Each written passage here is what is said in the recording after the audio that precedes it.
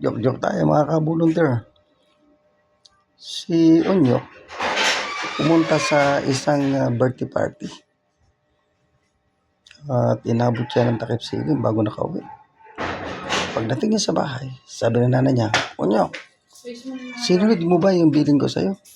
Opo, inay. O ano nangyari? Di nung inalok nila ako ng lechon, hinimas ko yung tiyan ko. Sabi ko, puno na po. Maganda. Ano pa? Nung inalok nila ako ng fruit cake, ang iba't ibang pagkain, hinimas ko rin yung tiyan ko. At sinabi ko, punong-puno na po. Okay. Ano pa? Inalok pa rin ako ng inalok. Sabi ng isang babae, Nonyok, kumuha ka ng candy at ilagay mo sa bulsa mo. Di, nagalit yung babae. Bakit naman magagalit yung babae? Kasi ang sinagot ko, ganun din. Punong-puno na po.